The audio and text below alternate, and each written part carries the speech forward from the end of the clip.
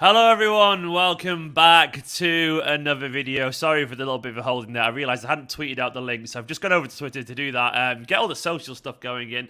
But today, we're going to be talking about the Champions League final because that's all I'm doing for the next, I don't know how many days in general, but it's a big one. It's a very, very big one.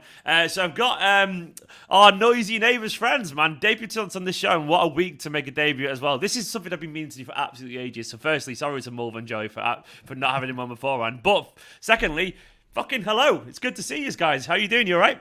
Yeah, good, pal. How are you? How are you, Blue Bollocks? You all right? Is that me or Jerry? Yeah, that's it. Well, both of you.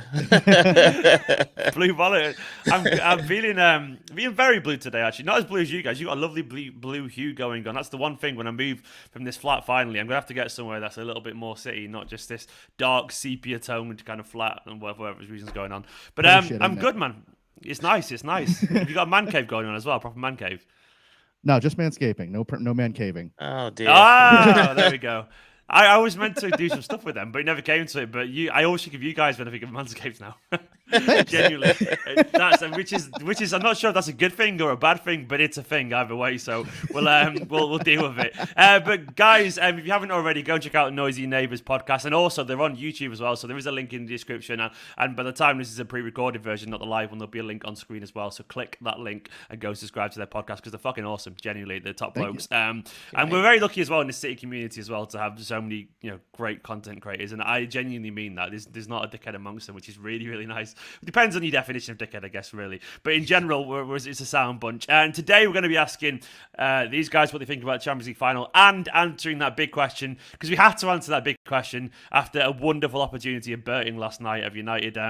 Some good penalties for what it's worth. 22 penalties we witnessed, and the most painful, and I almost felt sorry for De Gea because it was genuinely quite painful to watch. It was a little bit like, oh my God, like no penalty saves in 7 years and then didn't save one and then his went out. So we're going to talk about penalties tonight because it's a City conversation and there's loads more to come as well. Quickly, by the way, there's a few super chats already, so I'm going to get to them if that's all right with you guys. Yeah.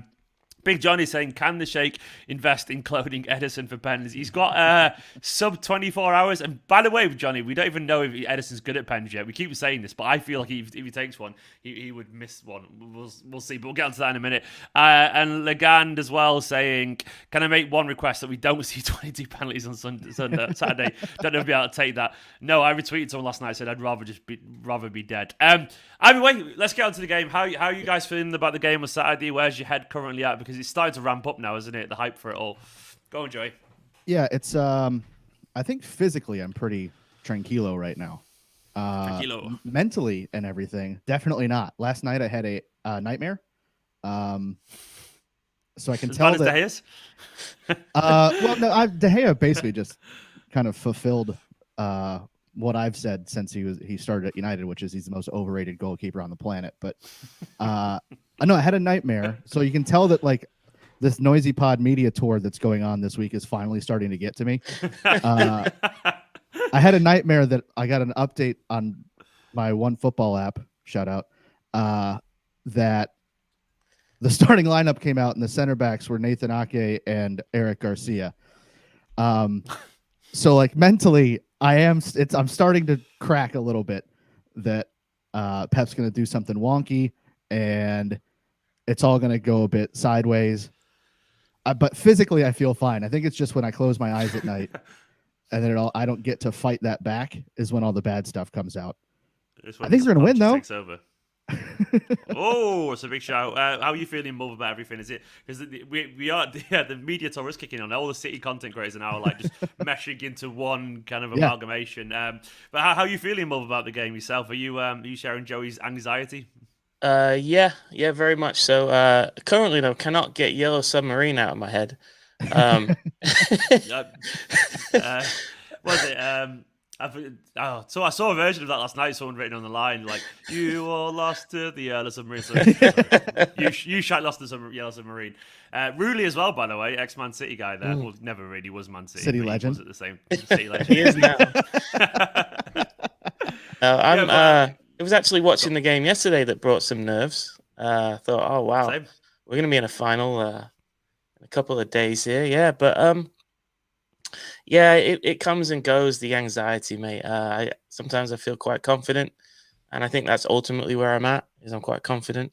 But yeah, absolutely. The thought of getting there and not winning it is, it's weighing on me.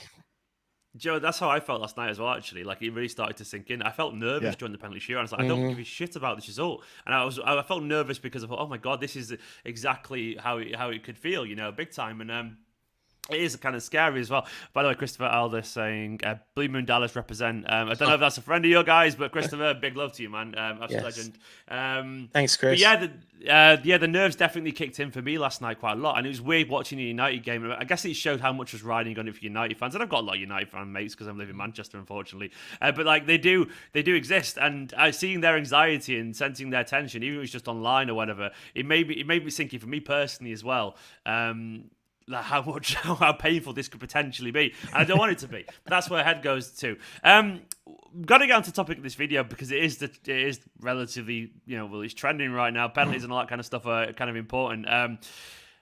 For one, Mulv, could you actually cope if it went to penalties? And would you fancy our chances? No, I'm asking fellow members of Blue Moon Dallas to bring horse tranquilizers to the pub because I'm gonna be a wreck. Just even from kickoff, never mind penalties. If it gets to penalties, I don't know what I'll do. I don't know. I couldn't manage it. I guess you go.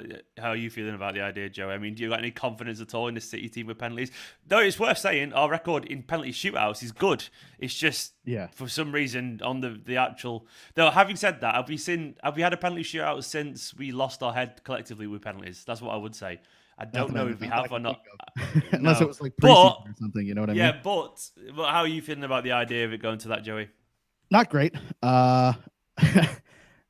Mulv has seen me in person at big matches, and it goes downhill quick. If it goes to penalties, I will be seeing double or triple by the time we get there, because it'll just be like, all right, down the hatch we go. I can't. Like, I'd rather just black out during it and not have to. I'd rather wake up like in the Uber on the way home, and my wife's like, "Babe, we did it," and I'd be like, "Oh hell yeah," and then just pass back out because I don't. My heart can't handle it. My head can't handle it. And then there's the whole thing of like, we're going to have to talk about it like a few days later, and I just don't want to, I don't want to have to relive it if it goes the bad way. If it goes the good way, then whatever. But yeah, I'm not crazy about the idea of it going past 90 minutes. We'll get on to actual penalty takers in a second, but there's another one for you, Mulv. Like, if it came to it, 90th minute, it's 1-1. There's a penalty, City have it to take it. Who's taking that penalty? Who's taking it more? Like, I mean, you can. I don't know who's going to be on the pitch at that point, but I guess that's part of the answer as well, really. Who would you trust to take it? 90 minutes. Probably haven't seen any substitutes at this point. It's Pep Guardiola. That's probably fair, for me, it probably comes down to Kevin or Gundogan. There's the dream of Edison, of course, and you do want somebody with the ice in the veins, and he's certainly got that. He's not human, that guy. But realistically, if Kevin's still on the pitch, I think I would give him the nod just over Gundogan. I'm going to go with KDB. Did you share that, Joey? What about a shout for Mahrez? He took one recently, put it away as well, and obviously, it depends who fancies the chances, doesn't it, really, Joey? Because, I think KDB's a reluctant penalty taker. I think he'll take it, but I think he's relatively reluctant. Which is weird, is that right? Fair? Yeah, he's that good. Yeah, and if there's a free kick anywhere else on the pitch, you're like, all right, well, that's Kevin, obviously. Like, it's not going to be if Kevin's on the pitch, he should be taking the free kick. So you would assume he would have the confidence and the swagger to be able to step up and take a penalty in a big moment. But yeah, I think I'm with you. Kev, Gundo. I think there is, I don't know, there's a chance you could see Mahrez maybe, but I think it's down to Kevin, Gundo, especially since those guys, when we think of players in the side that are just numb to everything, I think those two are the most likely characters to kind of fit that. Gundo never seems phased. Kevin never seems phased. So I think that would be, if it's the 90th minute, then it's got to be one of them. Unless we've brought Aguero on or something at that point. Oh God, Sergio taking a penalty last minute. That's the final chapter of the book, dude.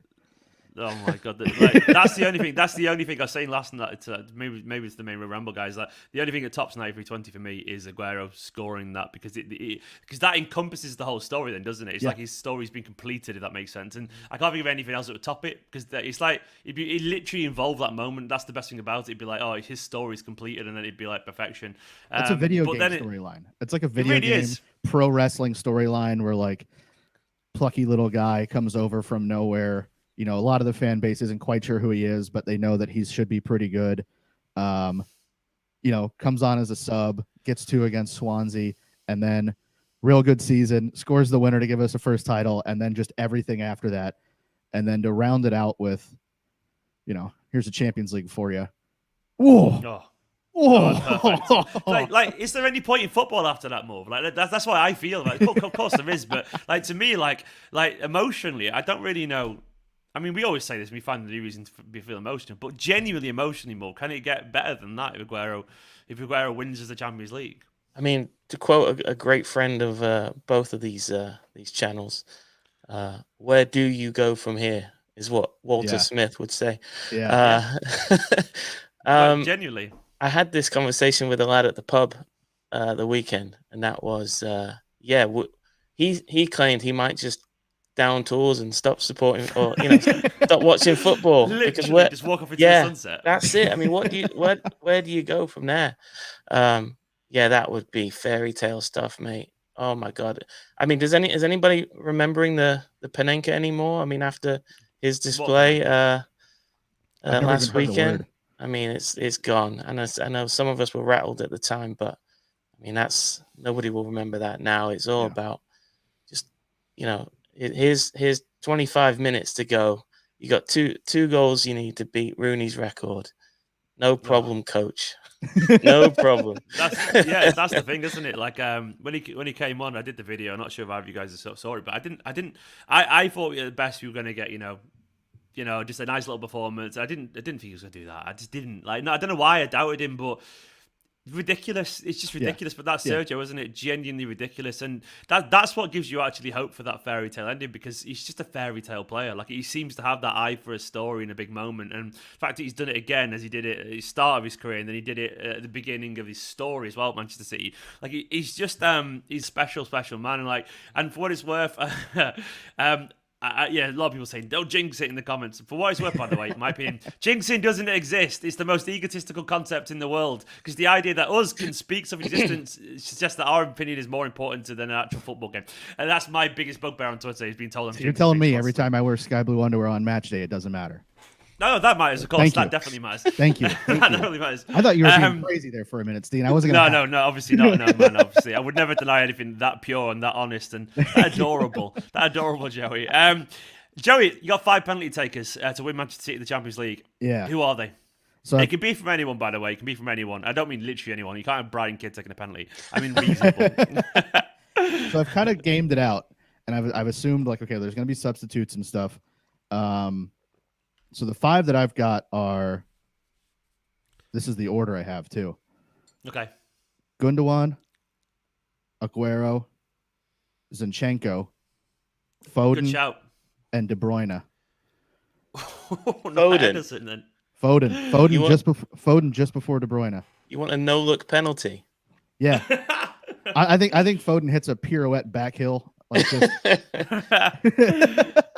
Who was your last one? KDB? Kevin DB. Kevin DB. As Billy Duffy would call him. That's it. Zinchenko is a good shout for what it's worth, by the way. I think he's a very good shout. I think he's got the level-headedness to actually put it away. That's one of my controversial pen opinions. Who have you missed out there? No Edison. You missed out Mahrez, I think. Yeah. So I've got Mahrez getting subbed off for Aguero at 120 minutes. And then, so I've actually got 6, 7, 8. I've got it to like 9 people. So I've got Ederson, and Dino, and then Diaz and Stones, and then Walker probably would be the. Walker or I love the Cancelo, idea. whichever one's I love the last idea one. of getting to the 11th penalty taker and not being a goalkeeper. They're like, oh, he was ages ago. Yeah. They were like, who's Yeah. next? Like it's Kyle Walker then or whatever. Backup I don't know. goalkeeper, Kyle Walker. Like, yeah, there we go. That makes perfect sense. So who was your first five again in order? Just to recollect that again, Joey. So we've got Gundo, Kun, Gun. Zinchenko, Phil, and then KDB. Yeah. Kev. Yeah. What about yourself, Mulv? Who you fancying to win as the Champions League who gets the penalties? I'm thinking, do you remember in the Europa League final? I've heard about it. Yeah, I mean, it may have happened. I'm getting some comedy memories flying back in my head. Yeah. Imagine playing a final on a Wednesday. That's the only time they'll play on Wednesday. I mean, I guess next year they'll get to again, but maybe this was just a warm up. And my point is, it looked like United made some strategic substitutes there at the end to get some penalty takers on, and I'm wondering, is there anybody who's not likely to start for City, who is sort of somebody you would bring on to take a penalty? Going through it now, and I can't really think of Varane? anybody, to be fair. Maybe Varane, but we don't know if he's Yeah. good or not. But I presumed he'd be good. Like, but I could be wrong. Like, I don't know, Scott Carson. Fuck knows. Scooter Carson. There you go. Now we're talking. Honestly, we haven't got anyone really. No, You nobody go through- comes go to through mind, do they? reserves. Cancelo, if he doesn't play, but then again, I can't really imagine. I don't know. I don't see him scoring a penalty for Cancelo. I feel like he's one of the guys that would miss. Rodri, I think would probably blast one in. Didn't he take one for us? Yeah, Yeah, Roger yeah. Roger would hit it 1,000 Didn't- miles an hour into the roof. Of But that, for didn't sure. he take one? Have I made that up? Have I got some fever dream going on? Did he take one and score for us? But it was like well saved, like saved, kind of high, got his hand to it. Have I made that I up? want to. No, I he want to took say it was one. back in the winter or something, wasn't it? He took one and it Rodri. was saved, I believe. Yeah, Yeah. because we quickly moved past him in the list. Yeah. Of, Yes. No. It was against Spurs. It was against Spurs. Yeah. Okay. Yeah, because I think we forgot because we won 3-0 something like that. Big up the so we were chat. fine. There we go. Pick up the chat. Yeah. Go. So who are you going for your penalty takers then, Mulv? yeah, I'm not far off Joey here, to be fair. So yeah, I would have Mahrez in there though, just on for the swagger factor and the I agree. like actually. you were saying earlier. You need confidence for this. It's all about confidence, not necessarily about technique. It's about confidence, and he's probably at the top of the list of City's confident players at the moment. So I'd And probably he's also quite technical as well, isn't he? Which Yeah. probably helps. Yeah, yeah. He's the double whammy, really. So I'd start with Gundo, and then I put Mahrez next. KDB. Wow. Then it gets a bit dodgy. That's why I put the tone setters at the front and the back. In the You know- middle, you can kind of move them around. Zinchenko. There's just something about him. He's got it. Whatever Yeah. it is, he's got it. And I agree. yeah, I'm putting him fourth, and then I'm gonna go with Edison to seal it. Oh, Oh, Reddit will love you. Eddie doing like someone's just said in the comments. I'm going to super chats in a second. Where's it gone? Can we? I've lost the super chat. Someone said, "Can we get Weaver back or something like that for Ed?" Oh, Where's it gone? Nicky Weaver, hell yeah. But either way, Eddie could do the Weaver. There he goes. Big Johnny said, "Any chance we can say Weaver free?" He could do the Weaver celebration, like the whole art, and come and leg it one, which I mimicked. I was a goalkeeper as a kid. Like that was all it was, and I was obsessed with Nicky Weaver. So I did that all the time, on the field playing football and stuff. So I'm all for that, man. I'm all for that. A couple of super chats, by the way. We'll get through them quickly. Legand as well, just saying my top tip for Saturday: second Chelsea win. Fuck you, Legand. The Champions League, turn off the internet in the house for the next week or so. You'd have to talk about it. That is genuinely my tactic, actually. No, I can't do because it's quite literally, unfortunately, my job to front up to these things. But we'd have to do it. We'd have to do it. We won't have to worry about that. I'm confident we won't have to worry about it. Steve, to be fair, when you think of iconic goal celebrations or football celebrations, number one's probably the Cristiano Ronaldo jump turn, right? Yeah. And then number two is definitely the Nicky Weaver. That's something. Yeah. Yeah, Come on, let's I go. would say, yeah, I know there's the whole Romario, the baby thing or whatever, Yeah, the yeah. Brazilian one. But it's not really the same as the Nicky Weaver one, is it? I And noticed then- none of you guys have mentioned the Studge. Is that The not? Studge. I fucking hate that thing. I saw that was on my Twitter feed yesterday because of the England Wales game. He did it against after Wales, and I was like, when he scored, and Yeah. just annoying as fuck. But ex-Man City guy actually, isn't he as well? So Yeah. maybe I shouldn't hate him so much. Yeah, he'd be wanted playing to leave football for if he money, I'm pretty didn't sure. break some rules, wouldn't he? Silly boy. Legand saying Mahrez, Gundo, Zinnik, and KDB. To be honest, that's a good list as well. To be honest, if they're all on the pitch, I don't think anyone's complaining about that either. To be fair, that's a really good list. Zinni's become popular very quickly with the penalties, but I think it's because it's something about him, isn't it? I don't know, it's something about him. He just, he instills you with confidence, Zinchenko. So I like that idea as well. Patrick, good evening, lads. Love you, Patrick. No brainer, Gundogan has done it before in the final for Dortmund, which is a very good point. Yeah. He really has. Yeah, he scored in the final for Dortmund. So I think football's romantic that way. So I think if he's on the pitch and we get a penalty draw in the 90 minutes, I think people go, oh, he's done that before. Even though it was many, many years ago and like irrelevant, really, people still will get kind of swept up in that emotion. But should we even be getting to penalties more? How are you feeling about the confidence in this team at the moment anyway, generally speaking? Because, I think it's fair to say our build-up's been better, than Chelsea's. They've had a sketchy couple of weeks. I know we had those wild games against Brighton and Newcastle, but they weren't really meaningful in any sense or form, really. How are you feeling about City's chances in this game? I mean, obviously we've got good chances, but where's your head at with it all? Yeah, you mentioned the build-up to this. Since the losing to Chelsea in the FA Cup semi-final, the two teams have sort of been going in opposite directions. So, I mean, I couldn't be any happier with the way Guardiola has got us all set up going into this final in terms of, there's still that confidence in the team that played the second leg against PSG. I think we all think that's probably what he's going to go with. But what he's done on top of that is he's put a few players in really top form who will probably not start the game, but would be players that you would not be bothered about bringing on later on or in extra time. Players like Torres, who's been hot. Sterling's improving. Gabriel Jesus has been scoring. You look at the bench Sergio. now. Even Cancelo has had a little dip and has maybe found his form again. So you're looking throughout the squad. Certainly, the starting 11 looks solid, but even looking at the bench, with the way he's got everybody in rhythm and fit, everybody's fit. So happy with Pep. I just over got a little the bit of last goosebumps then because I think you've touched on something perfectly well. I was genuinely, I'm very easy to get goosebumps. This still City does to me. But genuinely, what I was thinking is it's mad to think that we won the league a couple of weeks ago, and at that point we could have easily just gone on hold. But for whatever reason, our squad seems to have got better.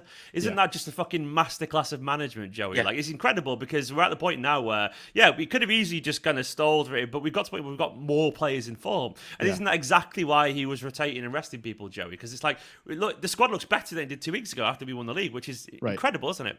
Yeah, and that's just Pep Guardiola. We locked the league up early, and there's some managers that probably would have given, they might have brought up some more guys from the youth setup, or they might have just played B squads the entire time. Instead, Pep said, all right, well, we're going to work on some of these players that are going to be on the bench, but I might need them to come on and do something, and they need to know how to not just come on and play well, but they need to know how to come on and make an impact on a massive game. So let's take some guys that haven't played for a while. We'll get them involved and get them some meaningful minutes and put them in situations where they're going to be successful, like Ferran Torres. Even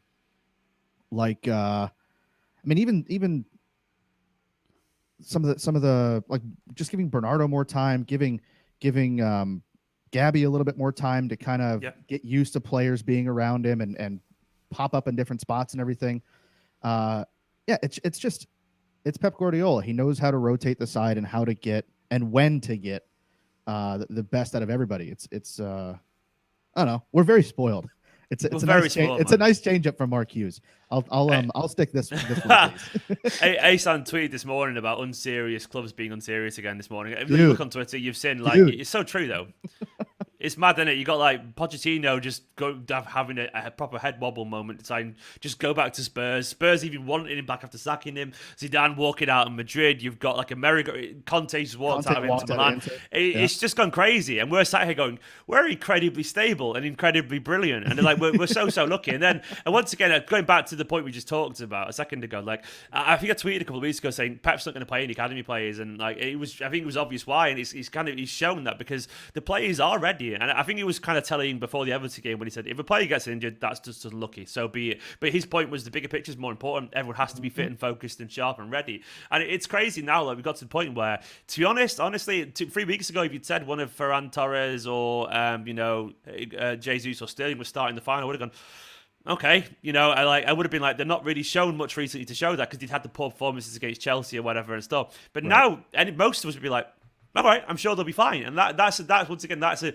vindication of Guardiola's approach, isn't it? And I think it's and by the way, I want to touch on Patrick's comment here. He said after everything, it's clear that Kevin is ready. He's very fucking ready. He's up for this, isn't he, Mulv? He's absolutely totally up for this, KDB, and that's once again is a masterclass of management of Guardiola, isn't it? Yeah, I mean, I totally agree with Patrick there, and I had those same thoughts after the game on Sunday. Kevin looks like he couldn't be in better nick and mentality for the final. Thank you to Everton for playing a somewhat open game. They didn't pack it in. And that let KDB do what he does best, and he looked absolutely mint on Sunday. So feeling very good about our best player being at the top of his game going into a Champions League final. Sorry, I don't get it. This comment here is that. Just clip it, Patrick. Just clip it. Just clip it. We need to see it again. But yeah, I still got distracted with what you were saying because I read that and just started chuckling inside. But no, you're right about. Thank you to Everton for being such willing.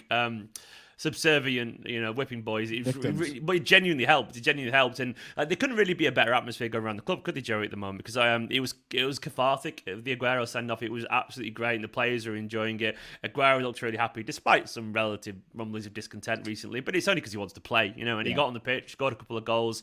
And I guess the biggest praise compared to Guardiola right now is that a lot of these players that we just mentioned, the likes of Ferran, Jesus, Sterling, it'd be very easy for them and Sergio as well to feel that their story's complete this season. But now they will be thinking back of their head, surely, I actually could make a difference in this game if I get on. I actually could still be the one. That's been the point entirely, isn't it, over the past 2 weeks, to give these players the idea that, at least the feeling that they could still be involved and still actually make a difference. And I guess it's worked, hasn't it, Joey? Yeah, absolutely. Again, it's just Pep he's a genius. He's managed to get the side to peak twice. So we had the dip early in the season. We kind of talked about it in the 9320 yesterday, where it's like if you weren't Pep out, you were weird somehow. But Pep just needed a little reset. Gets us to peak. We win 20 whatever games in a row. Then win the league. Take a little bit of a break for a week, 4-3 against Newcastle. And then he gets everybody right back up to about as high as you're going to get some of these players the week before the Champions League final. Plus, you've now got your substitutes looking, like you said, if Pep tweaked something in the starting lineup, just one or two players, right? And Ferran Torres shows up as one of the front four. I don't know if anyone's really freaking out about that because he's in crazy form right now, and I mean he's kind of looking like our deadliest number 9. He's got 4 goals in 3 games or something stupid like that. Like I don't know. It's again, it's just a really good spot to be in. I don't look at any position in the squad right now and worry about it. And I don't know if we've been able to say that for that's spot on. Because even like touchwood, something happens and one of the key players drops out. There's someone else to come in. I mean, you want Fernando to play, but even if you couldn't, Rodri's still a good player, man. You're not gonna. Mm-hmm. It's not panic stations. Put it that way. And once again, if Diaz or Stones can play, Laporte's a very good player. Cancelo's a very good player. All the alternatives are very good still. So it's like, and that once again is it's credit to Pep. Having said that about the strength of the squad at the moment, Joey, is the lineup still relatively set in stone for you? And if so, what do you think it's going to be? Yeah, I think it's got to be the same one against PSG, right? I think makes sense. Everyone, it won't be. Now, since everyone knows what it should be, there will be a wrinkle. And I'm hoping I'm What's very that wrong wrinkle? on this. What's that wrinkle I don't know. then? I hope it's not the thing I dreamed about, because that would really. What's up to Pep? I'm looking at the window, and I think if I ran fast enough, I could go through it. If that lineup comes out, that's what's happening. I'm just going to jump out that window there and call it a day. But yeah, I think the lineup should be the same one against PSG in the second leg. If there is a wrinkle, I don't know. Maybe it's Sterling, maybe it's Torres. But I wouldn't change anything more than that. And even that is just, I think if it's Sterling or if it's Torres, I think that is the Bernardo spot. Because I think it's Mahrez, Kevin, and Foden for sure across the front. Is that harsh on Bernardo? Because Bernardo, of course it is. Yeah. But if you drop anybody out of this, it's harsh on him. You know what I mean? Yeah. The midfield is, I would assume, is going to be Fernandinho and Gundogan, and then we'll play 4 ahead of them the way we have been, where it's 2 false 9s or 2 10s, whatever the hell you want to call it, and then 2 wingers. So I think Foden's on one side, Mahrez is on the other. I think it just becomes who is next to Kevin, as kind of the 2 guys leading the press. And I think it's Bernardo, but I could see Pep saying, well, you know what? Ferran's really got a nose for goal right now. Let's put him in and we'll give, he's got the same energy and all that kind of stuff. Or he could say, well, I want Sterling in there for, I don't know, whatever reason, if it's a emotional thing for the guys in the club, I don't know. But I think that would be the only wrinkle. Don't touch anything behind the halfway line. Just leave all that as it is. I've just also mentioned Rodri could end up playing as well as Fernandinho, and that just terrified me a little bit. Do not do that, Pep. Keep Double it simple, pivot. Pep. And that, pass. Yeah, I would not be surprised. A hard pass to me as well. One thing I will say, this is my theory, Mulv, is and I'm not saying you start. I categorically know, because I don't think he's in a good enough form at the moment. But if we think about those passes Kevin De Bruyne made at the weekend, they were mainly going to this really pacey winger who could get onto the end of those passes. So what I'm saying is, Sterling, I don't think he should start Percy. I don't think he's in good enough form. But what I'm saying is, was De Bruyne benefiting from the position he played against Everton? Because he wasn't playing as a false 9 in this game. He was playing actually as where he likes to play, and he was picking up runners to pacey wingers. Mm-hmm. He was doing that again. And I think we presume Kevin De Bruyne will be brilliant on Saturday, but I think we presume he's going to be able to do that again on Saturday. But if he's playing as the false 9 and he hasn't got pacey wingers to win the balls too, because Foden is absolutely incredible, but he's not a shoulder on the shoulder kind of runner. He's not. He's going to be tucking a little bit deeper, and Mahrez will be doing that. So I guess the point I'm making is do we have to consider how we play for De Bruyne? Because obviously he'll be playing along different players than he was against Everton, and he'll potentially be in a different position. I mean, is there anything in that, or am I overthinking it? How do you feel about De Bruyne's role on Saturday? Really good question, because at his peak, I think you want him a little bit further back. If he's in his finest form, you do want him further back with pacey wingers. So, Because how many passes was the Sterling the other day? I mean, I'm not saying Sterling should start, but it was Sterling getting onto those passes because he has the pace, and he times his runs pretty well, Sterling, doesn't he, as well? So that's the thing. It's something to consider, isn't it? I wonder how much Pep thinks about that. It's a bit of a luxury, to be fair, but But you're absolutely right. Yeah, when you've got somebody who can play those kind of balls like KDB, you definitely want pacey wingers in. But do you lose a little bit of control? Yeah, because at that point you're looking at probably leaving out Bernardo, right? And he's been such a massive part of this sort of new way that Pep's playing, where it is really all about controlling the game. So I'm gonna stick with leave Kevin at the 9, as a false 9 to start, and then you can always bring on Sterling and move KDB back if the game goes in that direction. So no, it's a great shout though. Good question. I've got a question for both of you guys. So we're talking about where does Kevin play? Like, where do we think he would fit best, right?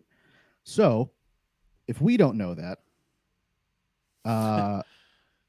imagine being Thomas Tuchel in the next 3 days.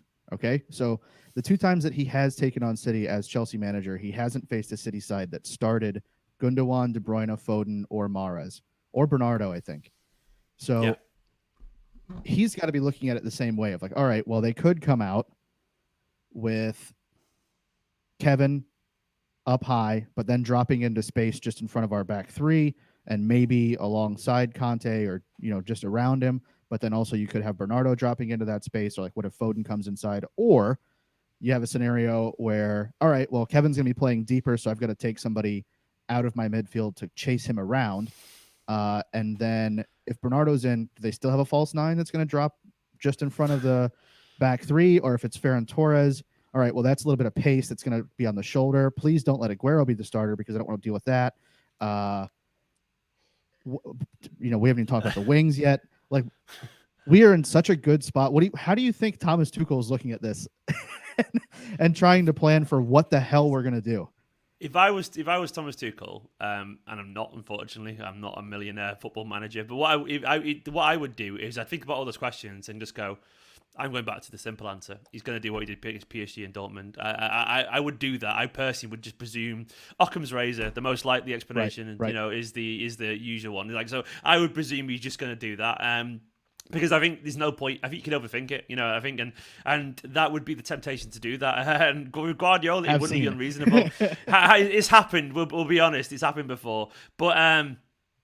But I personally, I would do that. I would just say, look, no, I think he's going to do this. And by the way, someone in the comments did make a good point saying, look, there won't be the same space against Chelsea as there will against Everton, and which is a very good point, to be fair. And Adu17 said they'll sit back because Chelsea play 5 at the back. So that's a good point as well. But that's my personal opinion. If I was Tuchel, I would presume we're just going to play how we did against PSG and Dortmund. And for what it's worth, by the way, I thought KDB was absolutely phenomenal in one particular leg against Dortmund where he was everywhere. And that was in a false 9 system, and he was often swapping around. And Bernardo, I can see Bernardo playing more of the false 9 pressing, with Mahrez and Foden is doing a lot of pressing. But they'll switch around. That's the fluidity, isn't it? But I don't. He probably it's probably a good point. It won't be a spacing behind kind of game really. So maybe it's a horses for courses, and it's a different kind of environment. But I guess Mulv as well for Joey's question as well. If you took out what you're thinking.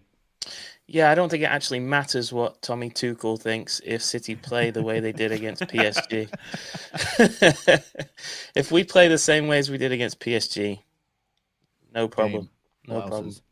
It really is as simple as that, isn't it? I think it is as simple as that. I genuinely think that's the thing we forget, and we're scared of Chelsea, but we're a better side than them, and that's not controversial. It's just genuinely true. And if we turn up and we're fit and focused, we should be beating them. And like that's crazy to say that out loud. It's talking about Champions League final, but it's the crux of the situation, and it's not uncontroversial. I mean, we got our form shows it, their form shows it, our squad shows it, our manager shows it. We're at the bit of the video which everyone hates, but go on, Joey. Go gives how's this game going down? You can break this game: first half, second half, final score. How's it going down? I think we're gonna win. We will have most possession. Depending on whether or not Conte is ready to go, I think that'll dictate kind of where Chelsea end up setting their line. So if Conte's fit, I don't think Chelsea will sit back as far. I think just because he tends to kind of drive the press up. If he's not fit, I think they're going to sit deep, and it's going to be very much a game of we have the ball a bunch, and then anytime they recover, it's just the game plan is going to be kick it to the fast guys, and then it's a foot race. So I'm not too crazy about that because I think it could be a more attractive match if Chelsea actually wanted to play a little bit, but I think that all depends on whether or not Conte's fit and who's in goal. So I think it's going to be us dominating possession most of the time. We'll give them problems.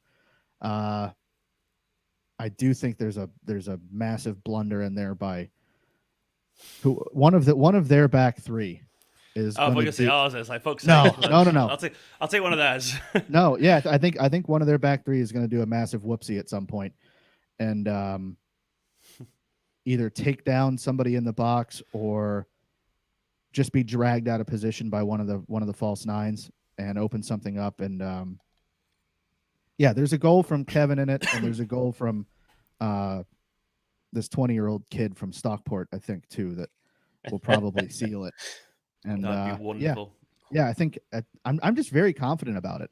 I just think we're going to dominate possession. It's going to be the PSG game all over again, and I can see even the second half going the same way as the second leg of the PSG game. That if we're up, I don't, especially after the Villa match, I'm not entirely confident that Chelsea's going to be able to keep their heads if things go against them.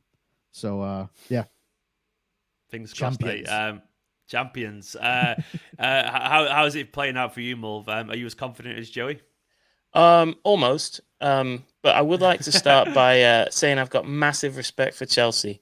I do think under this new manager, they probably are the second best team in Europe. Wow. Yeah, I mean, they're definitely in the top three, I think. I don't know if maybe PSG were good, but not good enough. But I think I do have massive respect for Chelsea, and I do think it will be fine margins. So in that regard, I can see it being a 2-1, a one goal difference between the two sides. But I'm confident City will have the most goals. So the most goals. And that is literally that's a very Michael Owen kind of like summary there. Thank you very much. No, it's my pleasure, man. But no, you're right, and like hopefully we will do. Where are you guys watching it, by the way? Are you watching it at home, or are you going to the pub or anything like that? Yeah, I'm going to a pub for the. I've lived up here in Cleveland for a year. The pub that the group, like the city supporters group up here, normally goes to has been closed the whole time because it's too small. They were too small to separate anybody. Yeah. So there's actually another place kind of just north of here, like 15 minutes up the road, that we've been to a few times, and we found out when we were there last time that they're hosting a big watch party, and like all of our like whatever it's called, all of our directives and sanctions and stuff go away this weekend. So it's gonna be wide open. Most, like, half the state's vaccinated. Like hammered, man. I'm gonna get crushed. We've already planned, like, we're Ubering up. The pub's got like flags outside of it already. They've got a big indoor area, then they've got a big patio in the back with another bar. So it's probably going to be just elbow to elbow for the first time in a year, and I'm very, very excited. I can't wait. I'm so happy for you. What about yourself, Mulv? Yeah, a local pub with Blue Moon Dallas, the local supporters club. Should be rammed. So yeah, really looking forward to it. Fingers crossed. Fingers crossed it'll be a good day. I think I'm off to the possibly off to the CFA for it, which should be fun. Hopefully, fingers crossed. I was going to do a watch long, but I think City. I might be doing something with City. I don't know if it's going to be happening yet, but that fingers crossed. If so, I don't know. That might not happen. So I might be getting ahead of myself there. But if it does, if people are watching this going, why won't there be a watch long? It's a pretty good reason why. Unfortunately, now that you've had us on, they're going to cancel it. They're like, oh, we exactly. There we go. Yeah, that's all your guests were. Look, if anyone can get themselves cancelled, it'll be me. Trust me on that one. Personal experience. So it'll be me. Guys, you're absolutely fucking legends. Thank you so much for coming on. Don't forget, guys, watching this, they're not these guys because obviously they know about it. And Noisy Neighbours as well, obviously being a podcast. They're also on YouTube as well. So go and check out their channel. There'll be a link in the description, and it'll be on screen right about now. There'll be a card on screen in the pre-recorded version, of course. Guys, thank you so much for coming on. It's been great having you, and I'm sure you'll be on again very, very, very soon. If you want to be, of course. That's very presumptuous of me. Thank you. Guys, have a wonderful day. Thanks to Joey and Mulv. Thanks for watching, everyone. Like, comment, subscribe, all the usual stuff. And I'll see you later on. So I had yesterday Main Road Ramble on, and later on I'm chatting to Joe Butterfield as well. I'm just going to get all the City fans on at the moment. Joe's a top bloke as well from the 9320 show as well. Tomorrow I think might have Blue Moon on as well, and City Extra as well, I think. And then Saturday you might be doing something with Ace, and there'll be my preview as well. So there's just so much going on. And if you haven't already watched the Aguero vlog as well from the other day, go and watch that. For now, though, after all that housekeeping, see you later, guys. Come on, City. We're in the Champions League final, and I'm going to keep saying this at the end of every single video. This is as good as it gets. Enjoy it. See you later, guys.